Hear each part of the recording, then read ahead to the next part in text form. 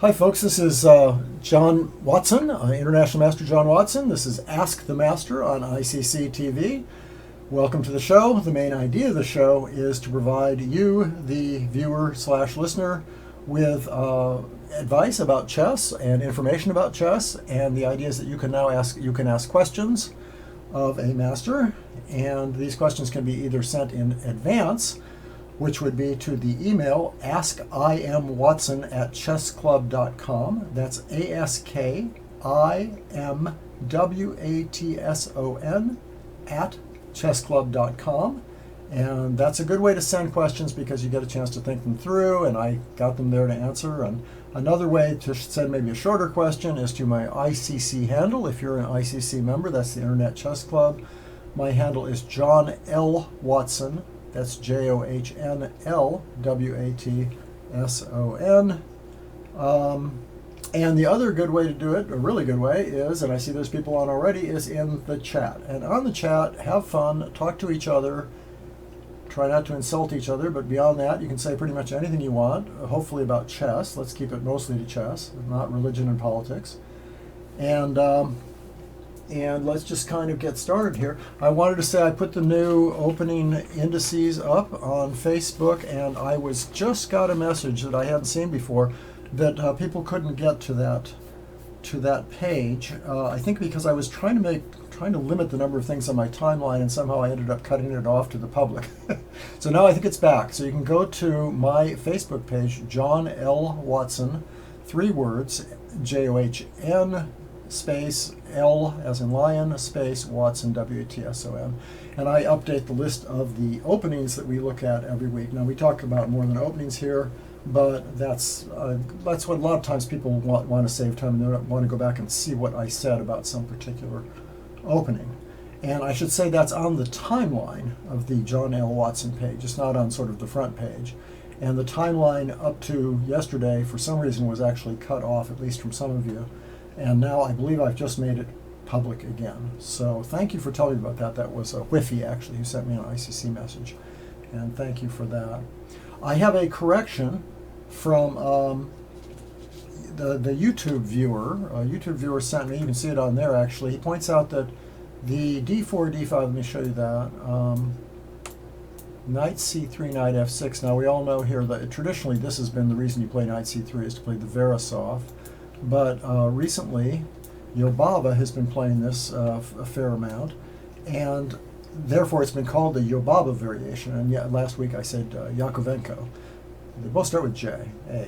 No, they don't even start with A. They both start with J. That's not much of an excuse. Anyway, so this is Ybaba variation. I know he's by no means the first one who's played it. In fact, I was amazed to see how many games there were on Megabase with it. It's maybe accidentally. Maybe people just have done it sort of for something to do. But there are a lot of games, and it's an interesting opening. It's certainly still alive and, relatively speaking, unanalyzed. Okay, so I got a here we go. I got a comment on the forthcoming World Championship match. You remember I talked about that a little bit, and I would welcome more comments from you guys because it's coming right up. And by the way, featured extensively on ICC. There's going to be some really great broadcasts. And so we can, use with predictions, comments, anything going on. One listener emailed me and made the good point, and I'll just quote him, that, quote, Carlsen is much more comfortable in highly original situations, and he strives to create them whenever possible. And that could be argued to be somewhat of a difference. Now, of course, Karyakin is on a super elite GM level and can also create original situations, but Carlsen does seem to be the ultimate master of that art. He also says that there are fewer upsets nowadays than there used to be, simply because there's so much more activity that we have a much better idea of where each player stands. In other words, the ratings are more accurate. I think that's completely true. There's a sort of pecking order with regular shifts in the individual rankings. So that pecking order sort of stays fairly, especially in terms of people's distance from Carlsen, that's stayed fairly, not exactly constant, but nobody's come really close to challenging to catch up to him. So nothing really dramatic to make us think that Carlsen shouldn't be a favorite in the match. So I agree with all that.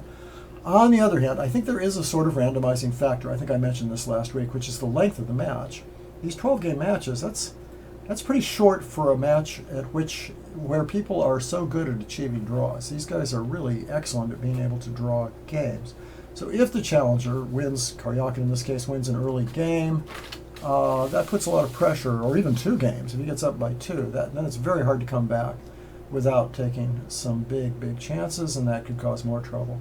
So I was going to say about matches. So far, as I mentioned before, matches have gone pretty much according to form since the matches have been a shorter format. But even at 16 games, Kramnik's win over Kasparov was an example of how someone with the lead, which is Kramnik early on, can play for fairly simple positions well within drawing bounds and sort of force the opponent to either overextend or basically just sort of wait for mistakes.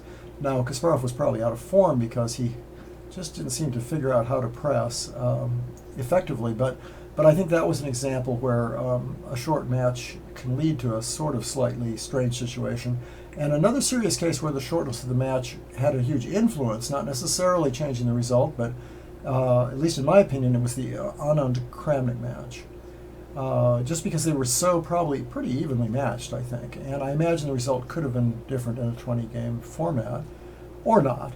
But Anand's preparation in the Slav defense, winning those 2 games, pretty much decided the match early on, and made it impossible to come back. So, so that's just an introductory comments. Let me see. Whoa, we got a whole long thing. A new Nigel short controversy. I haven't seen this, but I'm interested. To do with Nigel Davies. Look at this. His last game against who you found shouldn't have been rated according to FIDE rules. Okay. Now this doesn't sound like the most important argument ever. I mean, Nigel Short's rating is not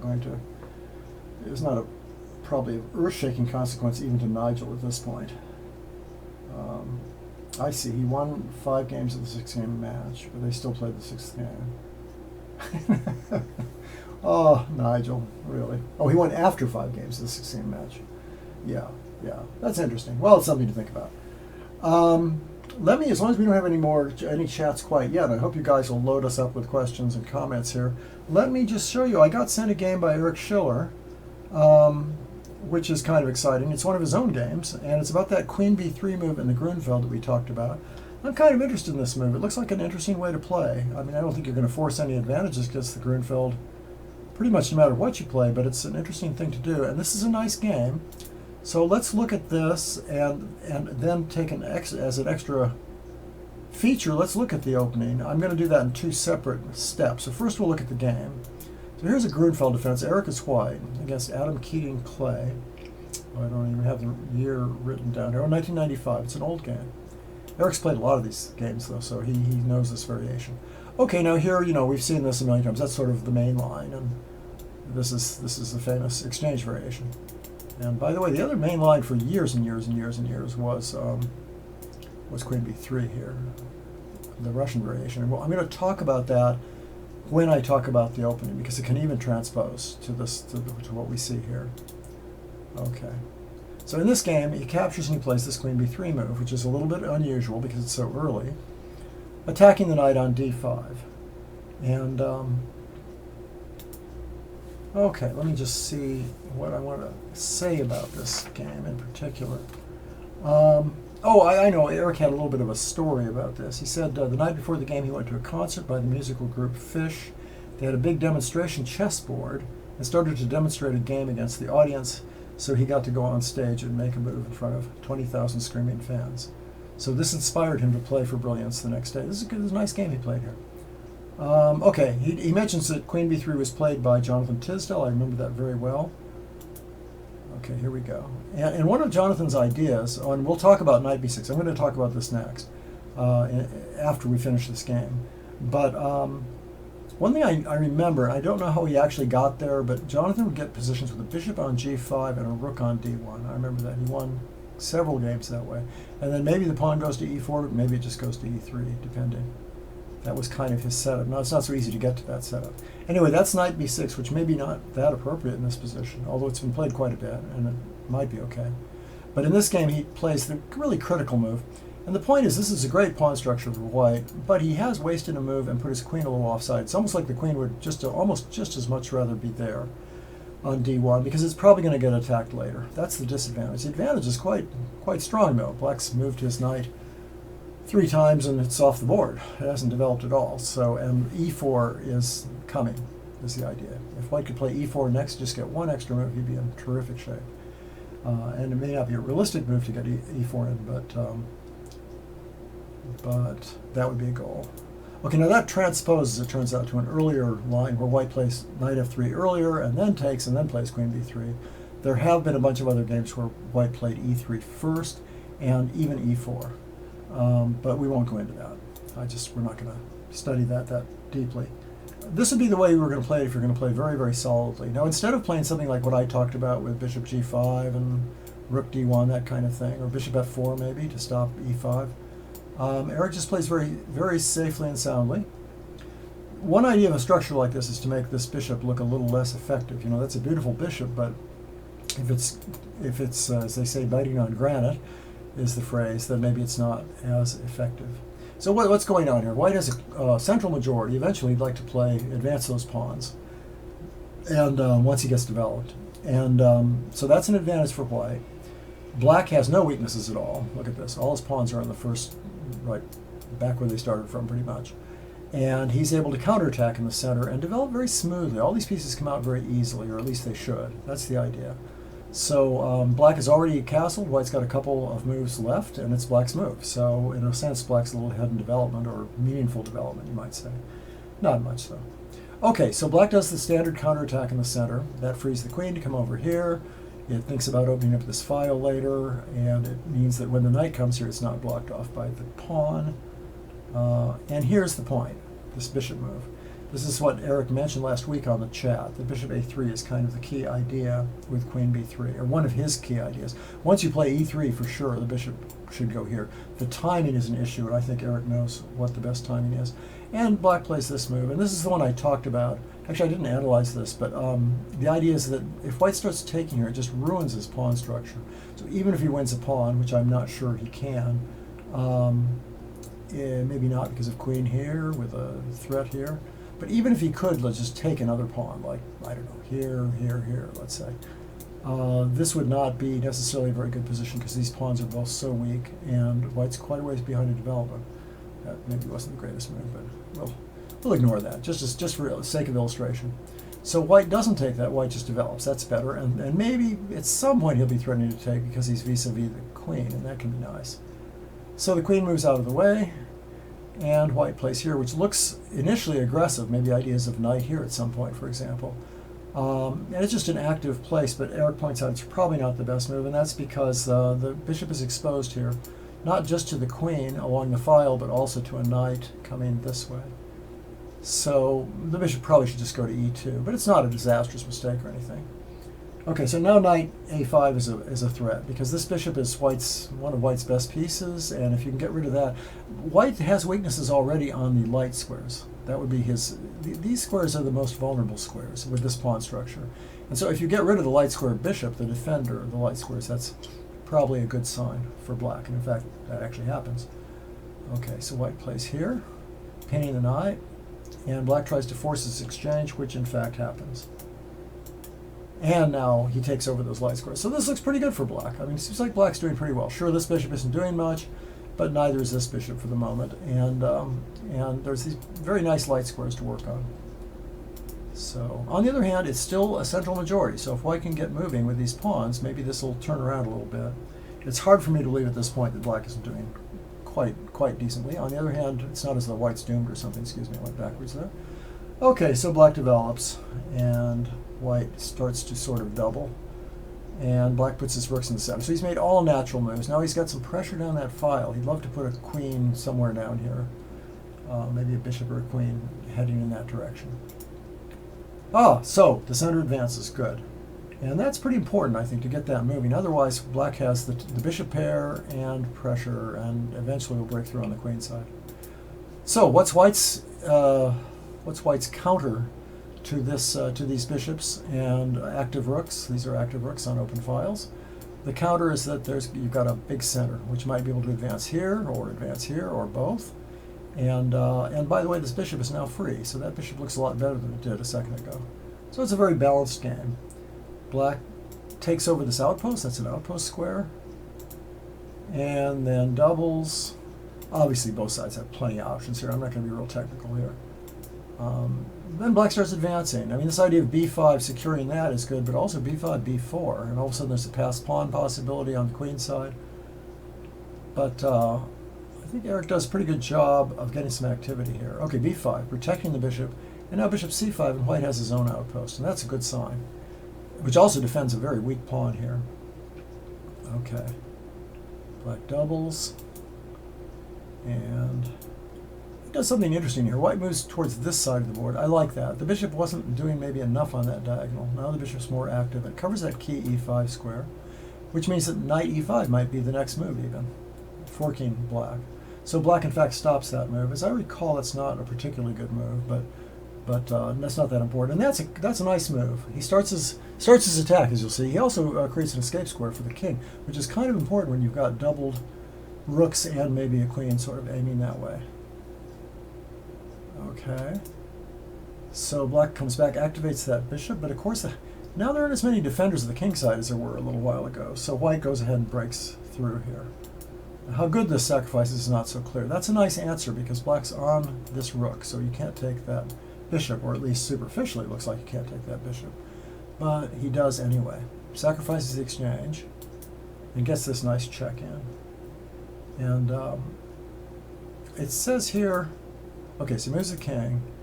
Now, Eric's, okay, black plays there. I think that turns out to be a horrible move. This move actually, I think, is probably okay. Eric wasn't too impressed with this move, but I think it's about even.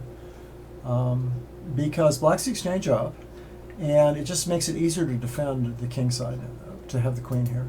And even the rook's better placed in some ways.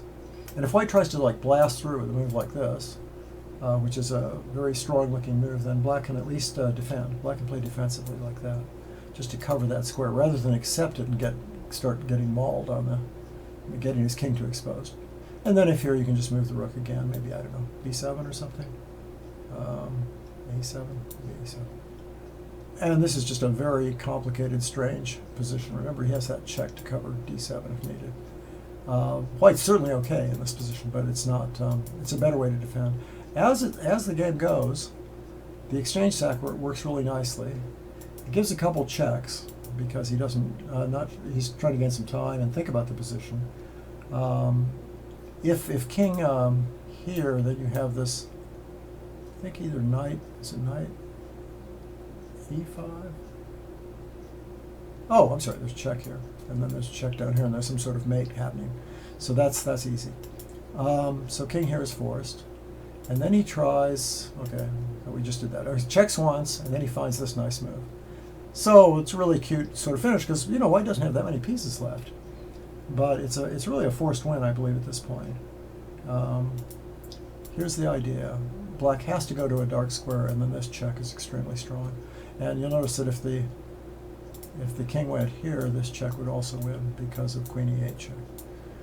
So, so the king marches up, and not too surprisingly, there's a nice win here. I think let's just see, if he takes there, does queen there mate? Looks like it does. Or maybe bishop here would mate. Yeah, because if this, now you have this check, and the queen can come over, but you just take it. Okay, so that's going to be killing. If the king comes up, you've got queen e5, and then g5. So you can check that out if you want to later on YouTube. Okay, so instead he plays this move, but this also gets mated. And Eric saw in advance that he could play this move. Otherwise, this might not have been so convincing. But now that really just wins the queen. So very nice. And I don't know if we have to do too much more. Oh well, it gets a little interesting because he's also white's also winning this, and that's the key. So the rest of this is pretty easy. I mean, there's going to be this passed pawn possibility on the queen side, but he's winning them. There's not even connected pawns over there, so I think I can stop here. This was a fairly routine win after this very nice game.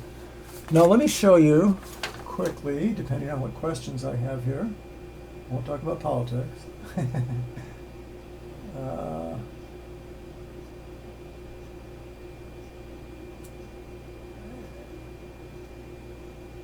me see. Let's go back a little bit. I'm going to check the chat here because otherwise we're going to get tied up showing you the how to play this Queen B3 line and what the advantages and disadvantages are. Okay. So we're still on short for a while. He got upset in the last game. Okay, we're still on short. Engines are giving CD. Okay, that's probably in the line we just showed, that black could play C takes D4 earlier. I imagine that's what you're talking about there. Eric Hansen has uploaded a video with Yasuso talking about Sarawon chess. Okay. You know, these I think it's in another ingenious game. It's probably fun to play. The thing about chess variants is so interesting. I think there's somebody estimated once there was something like 15,000 of them. A lot of them very good. Often they're claimed to be an improvement on chess, which makes sense in a way. In some abstract sense, they may improve. The thing is with chess, though, that it's been played for so long, and there's so much experience behind it that we have this profound accumulated knowledge that would take an awful long time to gain with something like Sarawon chess. And so we're able to make subtler and more interesting moves. I think that's the problem with most chess variants. You would have to like recruit or force or draft a lot of people into playing many games with them and having tournaments and to make them really catch on. I think it's the only reason they don't catch on. It's not that they are good substitutes. You can do all kinds of ingenious things with the rules. It's that they what makes chess interesting is the games that have been played before. It's the history of the game, not in some abstract storytelling sense, but in the sense of ideas and how they've developed. And that means that you can get more and more profound and interesting because of what's known. So at least that's my thing about alternative games. So let me throw up a alternative chess variants. There's whole books on chess variants. All right, so let me check out a game that's kind of related to this and talk about the opening a little bit. Let me just talk about the opening that we just saw. Now this game starts out with knight f3 and then c4, and it's an English opening where now white plays queen b3, pretty popular by the way, and Topalov, for example. This is a game between Gelfand and Svidler from the FIDE candidates in 2013, so these are serious players in a very big, important game. So it's not quite the same, you notice, because d4 hasn't been played. So we'll get back to that game. Let me show you if d4 is played, what some other interesting points are. If just d4, let's just play a Grunfeld here. Now there's the Grunfeld, d5, Grunfeld defense. And now you can play queen b3 right away. Oh, I'm sorry. Well, first let's look at just the old main line, the old Russian variation.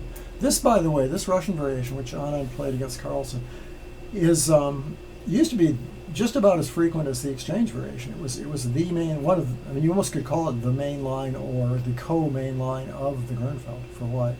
It's funny that over the years it got a little less popular. But let's just keep looking at this, and we're going to compare it with the line that Eric plays.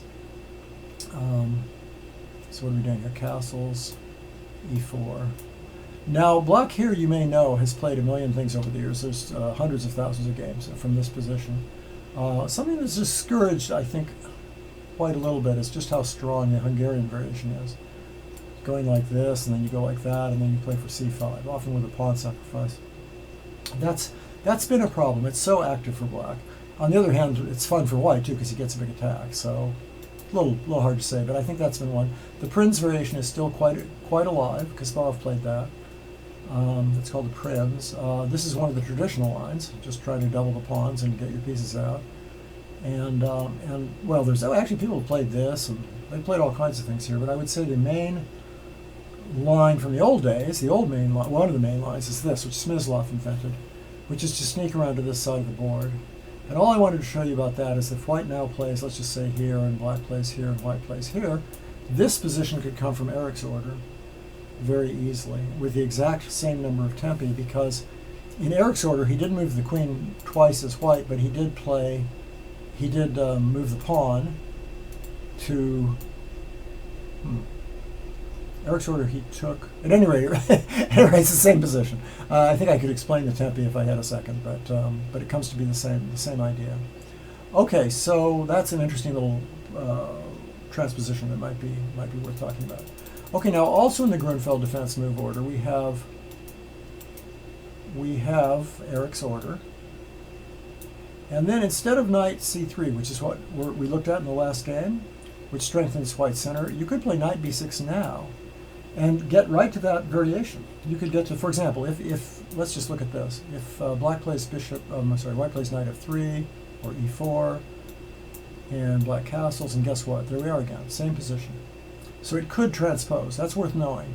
And the nice thing about that would be you've avoided the Hungarian variation and the Prinz variation and bishop g4 and c6 and all the other things that black can do in that key position I told you about. So if you could force this position as white and you like the Russian variation, you would run for this move order.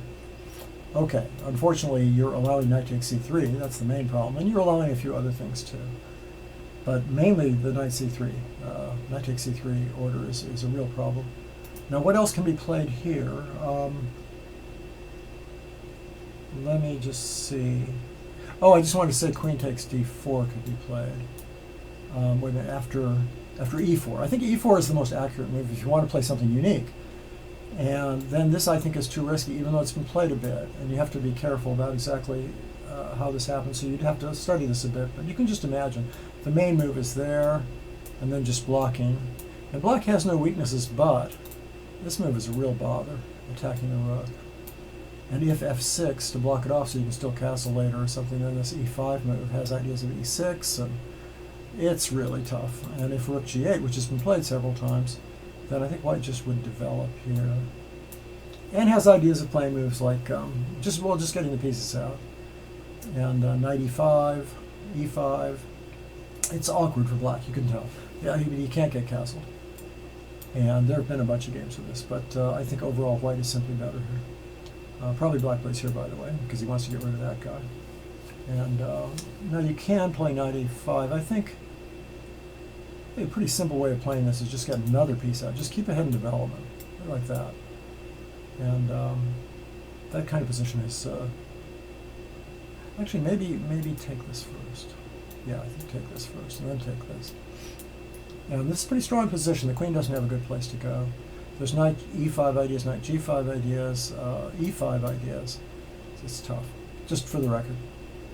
Okay, so that's kind of to show you some move order stuff. I think maybe that's enough to stop there. Let me show you this game, though, the Gelfand's Fiddler, the beginning of the game. So here's a way to play the English opening as black if you're a Grunfeld player, or as white if you're playing against a Grunfeld player and you want to do something different. Okay, so now notice that knight takes c6 allows very simply queen takes with tempo there, and there's no non-awkward answer. That would be a good line. Hey, we got a question. I'll be right to the chat, folks. Let's finish this.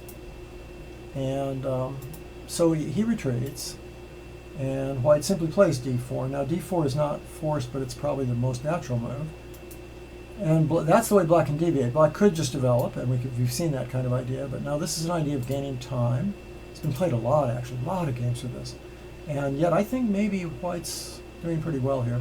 The idea is chase the queen away and then play this move, and that's been played many times. I should say that if he plays that move right away, the queen's too well placed. And a move like this, for example. Is it knight up? Knight e5? I guess you'd have bishop e6 then. So maybe knight g5, threatening this.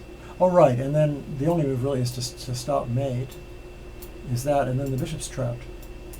So even if you could somehow win the knight back, well, it's just not going to work, is it? You can kind of tell this is not working. Okay, so that would be a blunder. And if you look at this, we just looked at this position, which is the one where as if black had played the main line and then played back. And white's usually pretty happy in this old Smyslov line, I think. Maybe okay for black, but I think anybody who likes these kinds of positions will be happy with this. Okay, so in this game, black attacked that and then played bishop g4 to take pressure off these squares, where the queen was exerting some pressure there.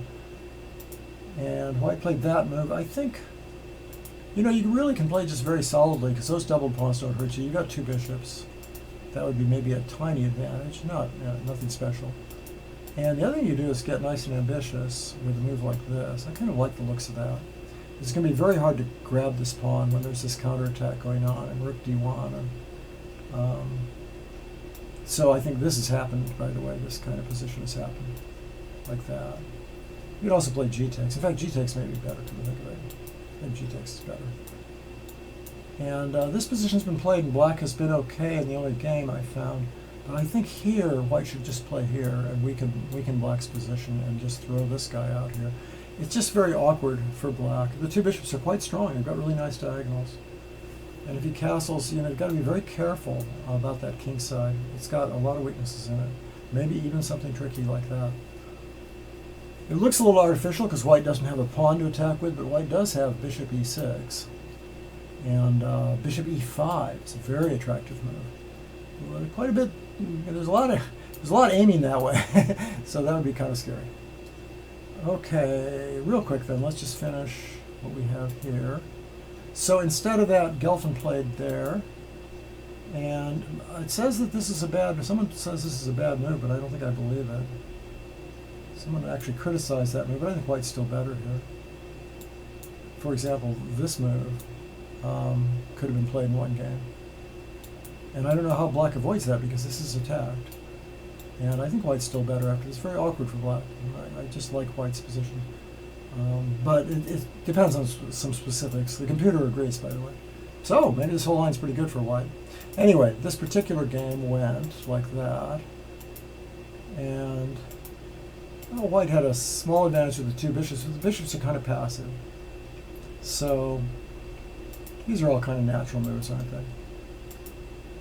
These bishops are, in the long run, quite influential, or can be very influential, and they'll win a lot of endgames. But black's pretty active right now. I like white. I'd rather be white here. But this move, a5, was given an exclamation point. And white is sort of regrouping now with the bishop. It's very typical to retreat your pieces and just wait, because you're headed for the endgame. And I kind of like white's position here, but it's roughly equal. It's more or less equal.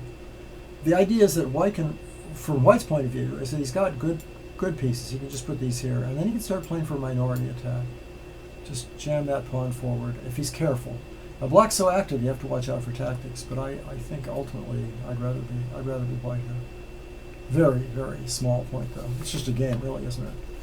All right. So what do we have in the chat? This will be fun. Okay. Do you know about the line? What was it? Was that with the Nigel? Whoa, way back here. Is that your question about people to Buenos Aires? Yes, you didn't listen to that show apparently. I answered that at some length. I added some names and things too. Yeah, I could go back and look at the answer to that. But if you check earlier shows, I'll try and figure out which one it was. Send me an email and I'll send you which exact show it was, where we went into some detail about, and also about other people who stayed in the United States, stayed in Argentina. Really kind of fascinating. Great question, Alan. And as I say, we actually answered that, so you must have missed a show. Hi, John Watson. Do you know about the line? Okay, e4, d4, d4, h4. Oh, yeah. Oh, wait, bishop f4. Wait, hang on. You mean bishop f5? Yeah. Yeah, I had a student who, this is what he played a long time ago. It was right after. Now, you mean e5, bishop f5, h4, I think. And I'm almost sure you mean that. You have 3 bishop f4 for white, which would be crazy. And okay, so then you have black playing h5. This whole line is very interesting. I don't know. I think in current theory it must be considered okay for black, because people just aren't playing it much anymore. Now it's extremely well known. The most famous reason this is well known is because Kramnik was behind by 1 point in the World Championship against Lecco. Speaking of short matches, by the way. And all Lecco had to draw was draw, and he was black, and Kramnik played this h4 line. So let me see, is there anything else here? Yeah, bishop e5, bishop f4, 5, h4, h5, bishop g5. Oh, okay, wait, so there's more. This is the bishop g5 line. Yeah, I've seen bishop g5 here, I think. And no, I don't. I really don't know the theory of this. We used to.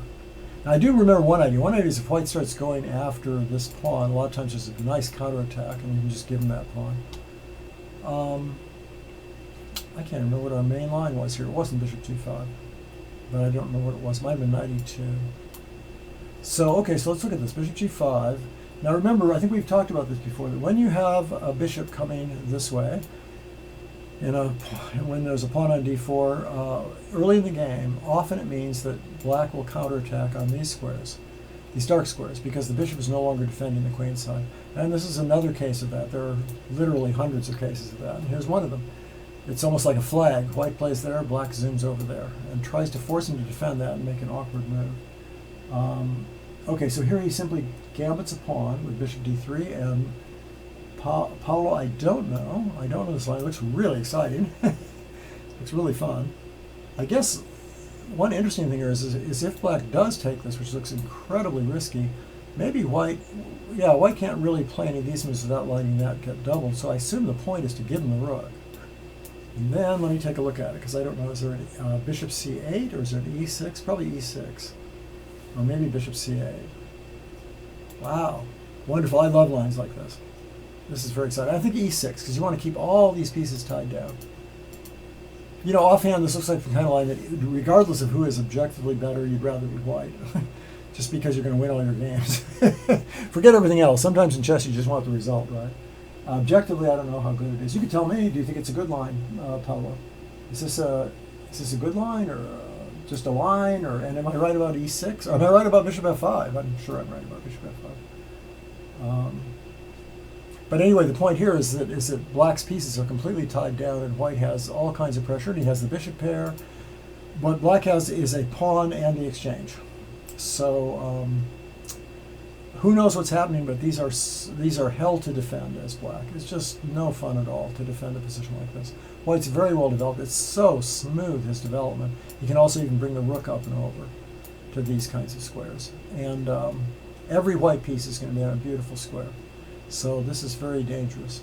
Now that doesn't mean black isn't equal or better. I mean, who knows? You'd have to look at this in a lot of detail.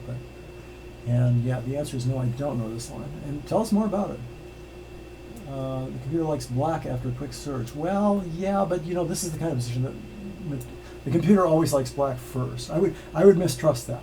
I would go through a long analysis. I'd look if there are any games with it, which I'm sure there are, and see if the computer doesn't change its mind. My guess is the computer is going to change its mind after a while. Or if it does like black, it's going to be a really tiny advantage. I can check this out maybe next week, try to do a real analysis of it, look up some games if there are any. Carlsen Naka tomorrow. Oh yes, that's the chess.com event that you might want to take a look at. A blitz match between Carlsen and Nakamura, which should be a lot of fun because Nakamura's done fine in blitz against Carlsen, so it's not as though we have some one-sided affair there. And Nakamura for some time was the best blitz player in the world, a top-rated player in the world, and now maybe he's second or something. I mean, I think it's very close. Tal played this way as white. You're talking about the bishop g5 with the bishop f5 sacrifice, Eric. Hi, Eric. We showed your game, by the way. I hope you saw that. Was that, maybe you can answer that, was that in this exact line? Did they get this far, or was it just bishop g5? Or just h4? I know he played h4. He played h4 against Botvinnik, right? Yeah, I think maybe Eric's referring to this, that Tal played h4 against Botvinnik. Now the other thing that the threat is that the idea is that's a threat, this g4 move to chase the bishop away. So sometimes black plays here, and then when white goes here, black doesn't usually allow e6. He plays bishop d7, which is what Lecco did. And these lines I think are a lot of fun for white. There are two ways to play this. Tal over the years had several games where he played it with an f4 structure. It was really fun. It was all pawn moves. I'm going to make this up because I'm not going to get it exactly right. But basically it's, well, maybe this was first. I don't know. Something like this and this. Even h5 was played. Yeah, I think it was all pawn moves. Something like 8 pawn moves before he developed any pieces. And they had some real pretty games. And this still theoretically is just unclear. Maybe even better for white. You know, these pawns are incredibly strong. But the main line was not that at all. It's not f4 or h5, is it? It's what? Eric right now. This is the famous Lecco game. Maybe it was just like that, a Kramnik-Lecco match. Maybe he just developed naturally. I think he probably did. Got some sort of position like this. Beautiful endgame, by the way. Key game, a last round game, played really beautifully by Kravnik. Kravnik playing a bust prepared line, and the Marshal was interested in that match. Leko refuting over the board. Leko actually had maybe seen it on the computer, I'm not sure. I know Kravnik's team had a story about that game. This is from the Marshall Gambit. They had a story about that game where they said they got into the position before Leko's winning move, or at least very strong move, and they only had a few seconds left or a few minutes left for preparation. And so they just got to that point and they stopped. And the computer would have found it if they'd given it 2 more minutes. But, so they were complaining about, and that's the problem with the Marshall. So much of it is just pure preparation. I think that was move 20 something that we were talking about. English Refugee, you may remember better than I do exactly where it was. But I do remember that story, that the Kramnik team was complaining about the fact that they would have found that. They would have found the new move for black and avoided that line, except that they had just run out of time in preparation. And black lost 4 games in a row. Very interesting. I am level. And was that classical chess or blitz chess? They could play that line of play. I agree. Paolo, I would play it as white. Why not? Let's have some fun. Who wants to grab material? I'll tell you one thing. If you're in blitz, I'd play it as white for sure. Engines also give queen takes d4 in which line? You talking about the h4? No, we wouldn't be. Oh, yeah, okay. Oh, queen d4, thank you. Oh, excellent. Okay, good. We've got some analysis. This is h5, bishop g5, queen b6, bishop d3, queen d4. Oh, I see, because if takes, you can play check, and then take here. Okay, wow, this is just so horrendously slow, but maybe because of knight f3, right, or knight e2. Okay, let's see. I don't know if you have any analysis. I guess I would protect this and try to gain a tempo also. Well, not much of a tempo, but at least protect this. Rook h3? Or just castles? Or bishop f5? I don't know. This is a tough one. Probably just castles, I think. So instinctively, that seems best. Any analysis? Does the engine like black or white? Now, I can imagine an engine especially liking black here. So this is a little different. The one after queen b2, I don't trust the engine. I really don't. I think you'll find that white has plenty of play. But here you'll notice there's no obvious compensation. There's no really obvious compensation in terms of structure, like that e6 move. In terms of development, there's quite a bit of compensation. Wow, this is hard to analyze. Fun, incredibly fun stuff. So Big Karpov, we want to keep the engine on it and see and inform us what it says. H4, yes, Eric. I was talking about Tal playing H4. And can't even remember how that game went. That was that wonderful match. That's the 63 match, right? I'm sorry, the 59 match? Anyway, the first match, which was the brilliant, fantastic, where Tal wrote the amazing book about that match, the Tal Buckfinning match book, which many people consider one of the best books ever. It's certainly on a lot of people's all-time favorite lists, Tal's book on that match.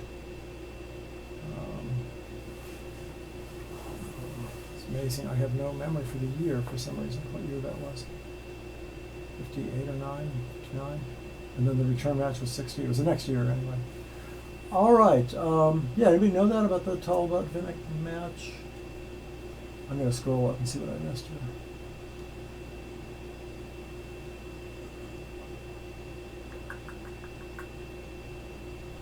Okay. More short stuff.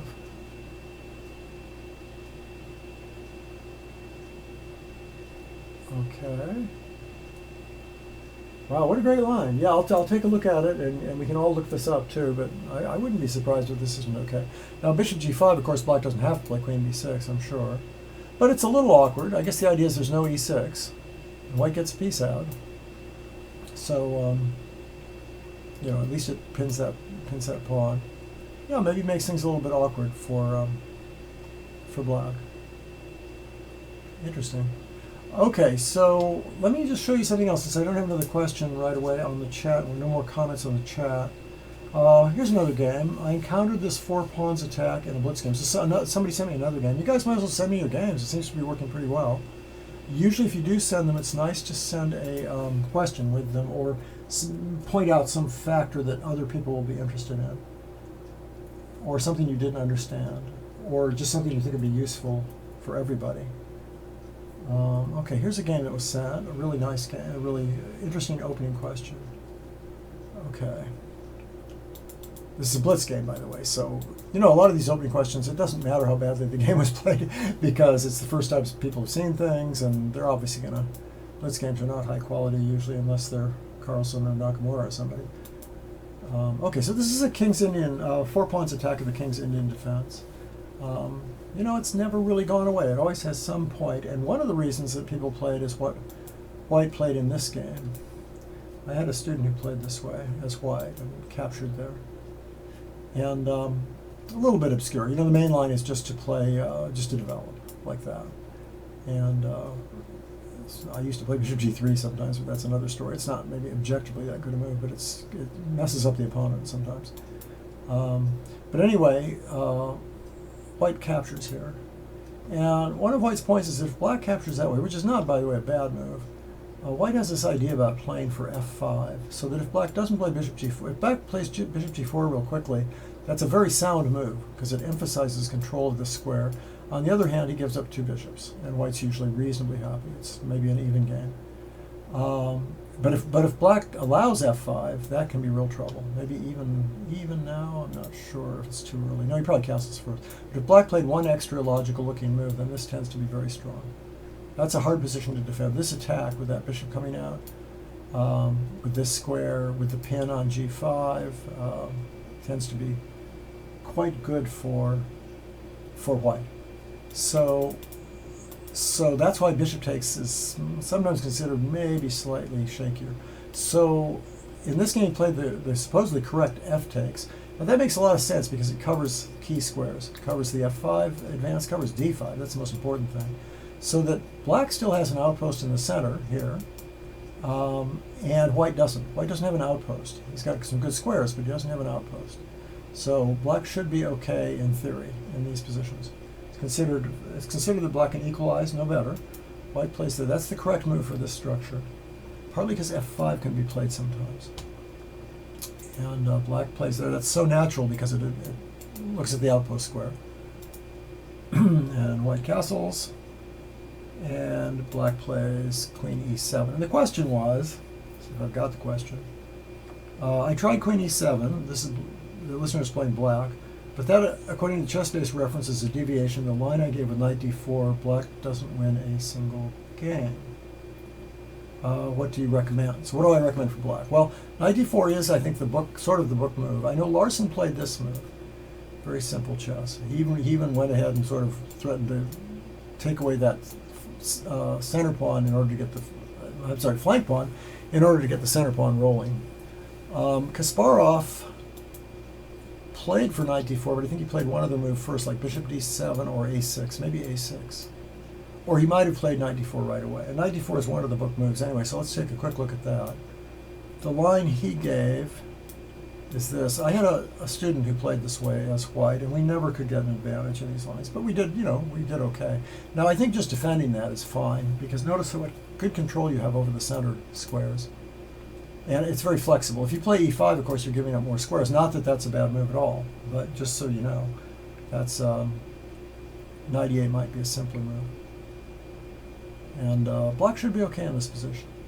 But if you don't like that, what you played, or in the whoever was in the note played this, I think. And and this, and that's where the note ends. But you just take back. I think Black's fine here. They're very wedgy pawns, and this bishop's a pretty bad bishop, and that makes up to some extent for White's White in many ways has a better pawn structure, because those pawns are cutting off this bishop. But Black has more space, and this bishop's quite good. So there's no reason Black should stand worse here, I don't think. There is this move here, freeing the bishop and thinking about knight here, but the thing is now Black has even more scope here. So there's only one big piece here, and White's not as well developed as Black. So in this position, I don't know, maybe just move the queen and play b6. I don't think that knight is doing much there. So this position, you know, who knows? I just think black's okay here. I doubt if black's better. Maybe black is better. But and if white doesn't play c5, then what exactly is his plan? So I think this is an answer to your question. Just go ahead and play knight d4. Or, as I say, play what some really strong players have played, which is a6. I know Larson played that. I'm trying to remember what Kasparov did. Can't remember for sure. The point is this weakens the center too much. This kind of thing. Now there's 1, 2, 3 pieces on that e5 square. Hey, comments. Here we go. Bishop d3, queen d3. Okay, yeah, let's take a look at that. Let's go back. Wait, no, that's not it. What are we looking at? Oh, we're going way back to, is that right, Big Karpov? We're going back, way back to that Karpov, to that, that queen takes d4 line. Well, I don't mind doing that. We can get back to this. No, let's finish this game first, but I'll try to remember to get back to that. Most of my openings, low raspberries. How many people use computers for opening analysis? They're poor except for tactics. I think most are pretty poor tactics too. It's my impression, so not so sure about that. Not so sure people are even that good at openings either. So it's a hard to say. People certainly get blown away in the opening a lot. All right, let's finish this game first. Okay, so black plays there, and queen e7. I agree, that's just too slow a move. It's certainly natural to just get a piece out, but it doesn't really help against white's plan. And I think black's okay, by the way, but this is a very dangerous move. You have to know that that's what white's trying to do when he sets up all this, and try to anticipate it. Now, I think that looks kind of early, f5, frankly. I think it just looks a little too early. I think white should be preparing that. You know, he could maybe just bring the bishop over. In fact, maybe bring the bishop this way, maybe via d2, probably via d2. And try to bring it over to the king side would be one idea. But f5 is the thematic move. It's just awfully early. The idea is to get rid of this pawn and therefore gain this square, extend the range of this bishop, and extend the range of this bishop. It all makes sense, but if one thing, it loses a pawn. And in fact, black takes it, and then that move. Now, I think this is a key. Now, it's a blitz game, so it's impossible to make these decisions. I think what black thought here was that taking this way would be weird because it creates, you know, there's big central weakness on e6. But it does win a pawn, and it gets rid of an attacking piece, and maybe most importantly of all, it develops. Development is so key when you're getting attacked. So you're one pawn ahead, and you've got, actually, you have to kind of recognize how good black's position is in some ways. This beautiful diagonal, this wonderful knight. The other knight's good too. This knight's good. Goes to beautiful squares. It's a very aggressive position. So it's not really clear that white, you know, has enough for a pawn here. White has some nice things. He has the d5 square. This f5 pawn he'll probably get back. So let me see. I think, did I give anything here? Yeah, I think knight h4 is the most natural move. Bishop g5 looks normal. I think the computer recommended it, but it doesn't really do. The queen shouldn't be on e7 anyway, so it just moves away. Maybe the idea of playing here, or with the knight coming to e4. So this is what the computer gives for white, and then all of a sudden it decides that it thinks that black is doing pretty well. That move attacking here. Queen, I think. Oh no, I'm sorry. Rook a e8. Well, I got it completely wrong. He actually played rook a e8 and king h8. But anyway, the bottom line is that the computer thinks black's okay after bishop g5, or a little better than okay. This to me is the natural move, because if you could establish a knight on f5, that would be terrific. But black can just play knight here. That's a gorgeous outpost. And white doesn't have anything better to do than take that. For one thing, black's about to go here, defend this, and attack that knight, or knight g4. So basically white gets his pawn back, but now you can see already that black's very happy. Look how those are undeveloped. And black's got these beautiful files in the center. So white has one huge advantage, the d5 outpost, but black has the d4 outpost. And pretty soon there's going to be threats with the bishop g4 check and a knight coming somewhere into the center and the queen coming to the last rank. So I think this is better than equal, although maybe not much better. One thing you could try here, for example, is even a sacrificial idea here, because white can't take that because of the check, and well, mate, actually. you even have this extra, yeah, okay, so that was easy enough. And the other idea, of course, is you've got this idea of check followed by knight f2 or something like that. Now, it's not that easy, but I think black's better in that position, which already shows that white's strategy isn't really working. Okay, so anyway, just to show you that works, but that's a tough decision to make, and in blitz, it's a crazy decision to make because you just have no idea what you're doing. Although I think in blitz, always develop. When in doubt, always develop, because here these pieces didn't get out. That bishop's stuck, and that's a very bad sign. White played here. Good idea, threatening knight d5, and threatening maybe queen d2 followed by rook ae1. Can you imagine? These pieces are all looking very active now, and that pawn's quite a target. You know, it's not really going anywhere. So this is probably fine. I'm not sure if these are the best moves, but white certainly has a nice attack here. He gets his pawn back, and black has a lot of weaknesses. By taking that pawn, a lack of two pawn defenders on the king side is going to be really tough. This bishop's no longer a bad bishop at all. All of white's pieces are good. It's not clear why white would want to play. Black would want to play this position. So I think it's really just too late here. That's a good move. Thinking about getting the rook over. And here. And black was hanging in here. I think now maybe that was a crazy move, bishop e2. This is not that important a piece. That's essential piece for defense. So maybe just bring a knight over. I wouldn't say white's winning this. I would just say it's a game. After that retreat, it's not going to be easy at all. But you know, it's a blitz game. So tooks. Now he should play rook takes, making some threats here and doubling, but he plays there, and then black really probably should be okay. White should have played b3 probably. So now what happens in this game? Well, I'll just tell you because it goes on for it's a blitz game, and it's fairly even for a while, and then eventually there's a blunder and bad things happen. But anyway, I think that's a fascinating game. So we've got a couple games set that are just very instructive and very fascinating, I think. Okay, what do we have here? Looking at how your game's going. Most white opening is blah blah. How to play the con when white fianchettos. Okay, we'll look at that next after the bishop d3, queen d3 comment, I guess. I mean, this has got to be the question of the day anyway, this beautiful exchange sacrifice. So we're looking at, I assume this is the bishop d3 you meant. Okay, bishop here. Queen takes d4, right? Yeah. Knight f3.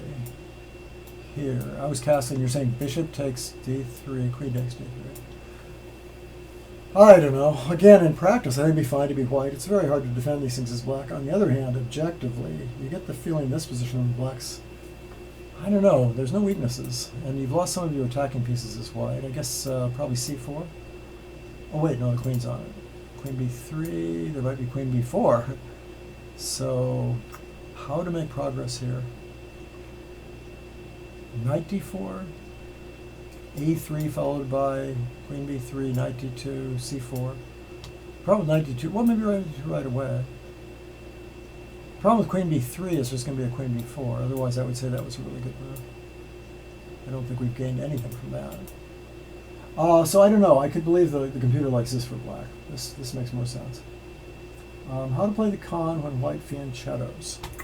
Great question, and I'm probably not going to know the answer, since I was a terrible con player. I think I've mentioned this many times in the show. My worst opening ever. Horrible results as black. When white fianchettos. Okay, so is white playing what first, though? Is he playing here and then fianchettoing? That's the main fianchetto line. Probably is. So Dudermensch, you might want to go with me on this and chat with me as we go along. I'm assuming you mean the main line. Now, the old main fianchetto line went like this, here. Now, I think to this day, people are still playing this variation here. And if white plays bishop f4, looking for a slightly better endgame after this, because of especially if he takes there, there's two bishops. Black just plays here.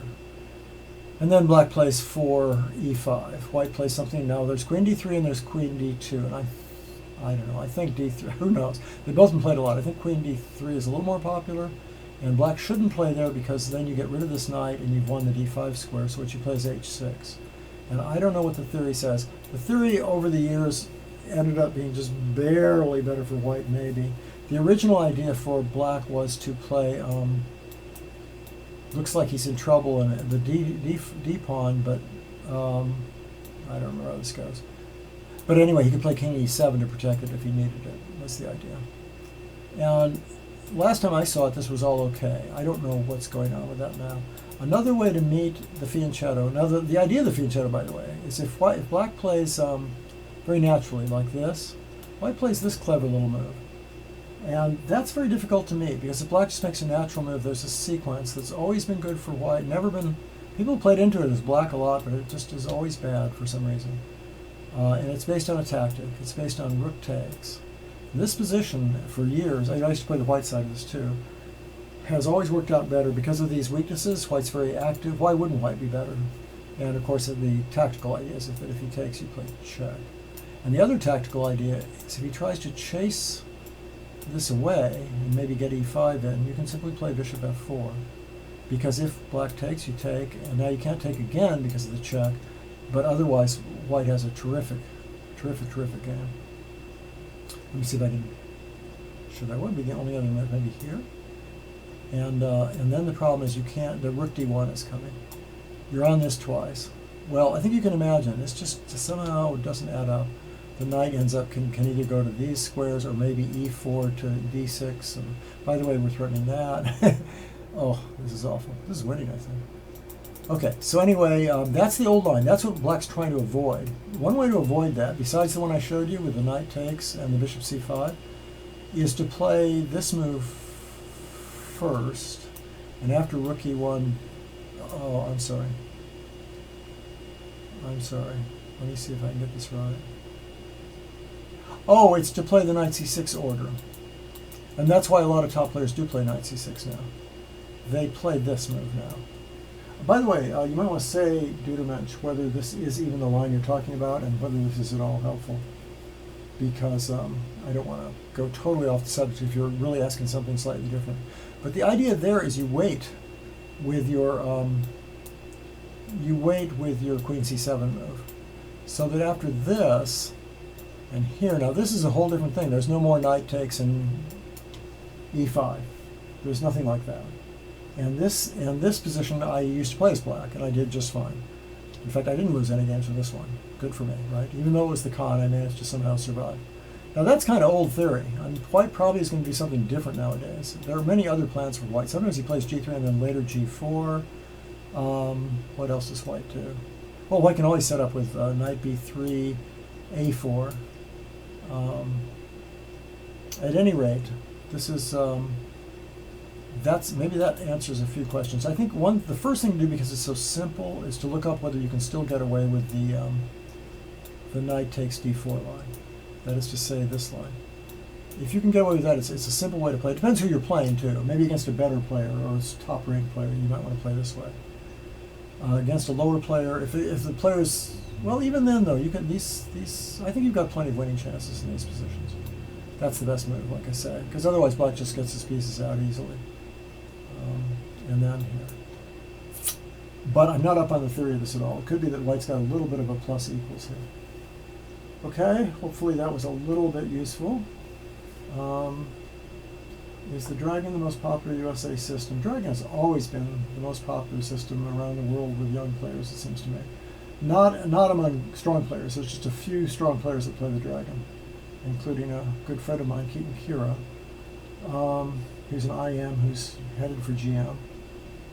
Has anyone done a study of USA openings? Not that I know of. It'd be pretty easy to do. You just sort by nationality and do that. I just want to advise an American youngster who plays FIDE over the board in the United States. Oh, whether he should play the Dragon, Alan?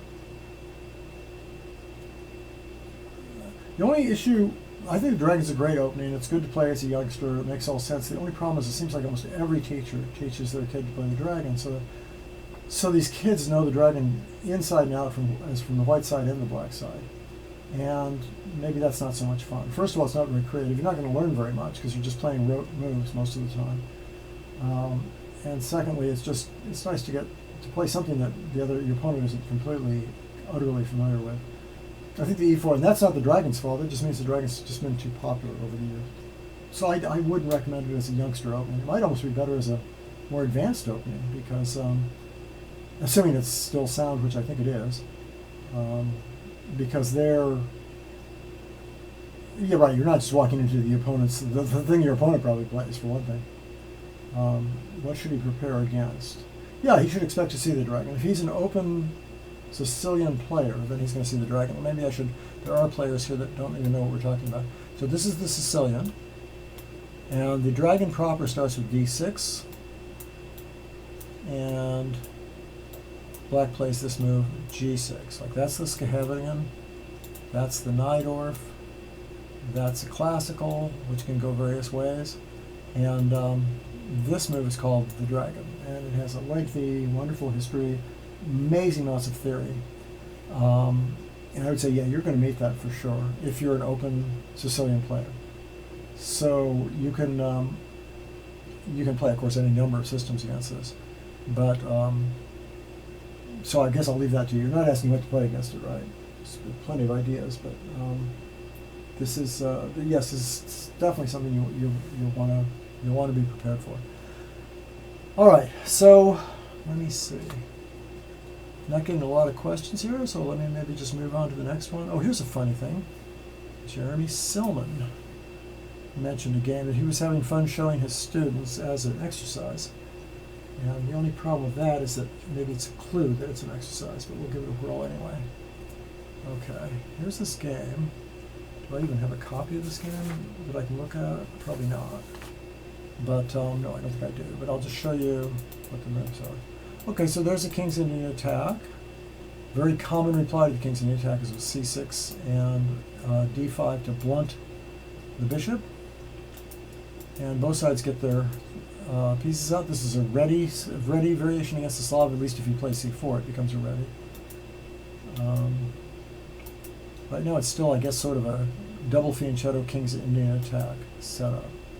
Black's doing that because after eventual e4 move, he wants to be able to move the bishop back to a safe square where it can't be attacked by the knight.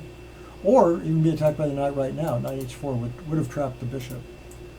Even here, for example, that's probably a legitimate move. But there may be some tactical issues after bishop g4. Be interesting to see.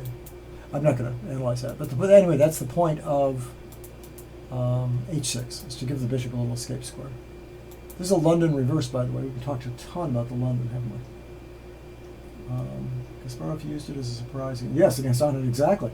Yeah, and Carlsen suddenly used the dragon. He used the so-called Dragdorf with a6, but it was definitely a dragon. It's more a dragon than a Najdorf. We can show that in a second. So we got two famous world champions, probably the two greatest players of all time, although I guess Carlsen has to play a few more years to prove that, playing the dragon as adults. I mean, that was the interesting thing. They weren't just kids who sort of threw the dragon out because that's what their teachers taught them. They used it in critical situations when they were older. And neither of them ever had it remotely as their main variation. So definitely it was partly for surprise value. Okay, white plays queen e1 in order to play e4 and drive the pieces back. And black allows that and plays this nice move a5. That's a really good positional move. Has the ideas of a4, but it also just gains space. And for example, if the knight goes there, it's better protected there. And maybe it's going to go there. There's no b4 move. White can't advance on the queen side. So it's a good multi-purpose move. Black's in no hurry because white's not doing much. Notice that his pieces are all, he only has one piece on the third rank and all the other ones are on the first and second. So there's no real danger to black's position. So that allows you to make some fairly slow moves and put your pieces where you want to. Okay, interesting now. He doesn't play knight a6. He plays queen b6, which it's been played for years, actually. That is sort of a standard answer when you play this setup. Of course, this is a very old game. This is from Lone Pine, 1978, everybody. And Victor Pupils was the opponent. Jeremy was white. And Victor Pupils is black. So, normally you'd think you'd put something like this out first, but the idea is a little bit of indirect pressure here and maybe a little bit of it slowing down f4 there. Okay, so white simply gets his piece off the last rank. Not any great big deal happening here for either side, I don't think. Then a4, that's a very committal move, but not that important. We're not analyzing the opening or anything. And white attacks. You never know when that's a good move or not. It seems very logical just because of the knight c5 move, but who knows, right? When you play that is very important because it does block the bishop off. It's very committal. So you need a concrete attacking plan if you play this. And Jeremy plays that. That's actually very interesting. It's not an outpost, but it's a great square and very hard to get rid of anything off on that square. And of course it opens up the big attacking idea, f4, f5. So black comes back, possibly the idea of playing that at some point, or bishop up at some point, I'm not sure, maybe knight b4. And white goes ahead and attacks. There's no pin on this diagonal, you notice, because he played that earlier king h1 move. And, oh, it is getting late. And black indeed kicks that knight off of that nice centralized square, but it goes to a nice outpost where it's hard to challenge without wasting some more time. Maybe he does play knight c7. No, he doesn't. He plays forward and attacks this point. And I think we're getting there. We're getting to the point here. Black plays back. That looks very negative, and in fact probably isn't that great a move because it takes him away from defense. But it has a really good point, which is to go to a better square than here, where it's attacking central squares. And is it now? Yeah, this is the point where white plays a very, very nice move. This is the one he gives as an exercise. I can't do that unless you want to just turn things off and look at the YouTube thing later. I can't pause here enough. But the idea is this very, very nice exchange sacrifice. He plays that move. And Pupil sort of spoils it by taking with a pawn, which makes things very, very easy for Jeremy, because he didn't even have to sacrifice a pawn or an exchange. And look at that, e6, this pawn is blocking off the bishop. It's not terrible for black, but it's certainly not what he wanted. I'll just show you some more moves. I don't know, I think there were maybe better moves for both sides, but this is nice. I like the way Jeremy does it. Instead of just trying to attack with some crazy move, even though that might work, he uses these. Now he's got two mobile passed pawns in the center. That means that this is already a completely winning game. Completely winning. It's going to be impossible to stop these pawns. Black would need to have right now some big tactic, and there isn't one. So also, white's pieces are just looking, look at these two knights on d6. Once the pawn moves, both bishops are going to be strong, so you could quickly see the rest of it. So he decides to cash in and win some material. Wow, winning a whole exchange plus pawns. I think we don't have to see much here. I'll just go real quickly. Whoop, there go the pawns. Yeah, so he's exchange up, plus he's got killer pawns coming down. And must be over pretty soon. There. Don't ask me. Well, no way to stop the pawn from queening after rook takes, I guess. Okay, so the question is, what about back, and then I'll stop, because we're actually out of time here. What about rook takes? I mean bishop takes, forcing you to sacrifice the exchange. Here's why it's an exchange sacrifice. Is because, wow, it's way back there, wasn't it? So we're going to look at bishop takes f5 instead of e takes f5. Because at least that way black wins material. And that in fact happens. So f5, bishop takes. The whole idea is to take here, then attack that knight and take the e pawn. And by the way, at this point, the computer says the best move is to just give the piece back. So that's a good sign that that this is a good that this attack works. Instead, let's look at a more normal kind of move, which would be here and here. And the problem is, look at this knight c4 move to d6, plus the e6 move is going to be a killer. And the rook can come over and help support the attack. And if you look at this for a while, you'll see this is just either a winning position already or so close to a winning position. I'd say the biggest threat is just rook f1, f5, and also knight c4, d6. So it's kind of a cute game. And I will, I think the answer to that is I'm not sure if I did see the ICC message you sent me, so please send it again. And also go back and look at the answer to the earlier question. What do we have? Oh, you're asking questions late. We should really close up here, but let's do this. It's fun. Hello, Solomon. What's this? Wait, where? I'm struggling against the French, so I've tried the Steinitz line and the nibs, which I do queen g4. My wins are rather spare, wondering what's a good book to study. The French. Yeah, there are plenty of ways. There are plenty of ways for black to play that are pretty good. It's really kind of just a line to get your opponent a little out of the book. So I wouldn't really recommend playing that just because objectively it isn't very good. You know, it ignores the center, and that's a little dangerous. A good book to study the French, you want it from the white side, it sounds like.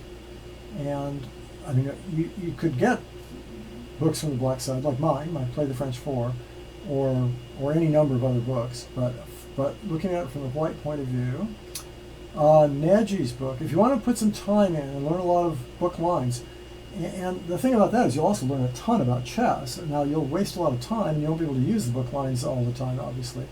But Najee's book on an E4 repertoire has wonderful stuff against the French. So that might be a good way to do it. If you're going to play a sort of irregular line against the French, I'm not sure what book to recommend. You might want to, there's things against the Tarrasch, so you want to look at that. Tiviakov has a DVD against the Tarrasch, it's pretty good.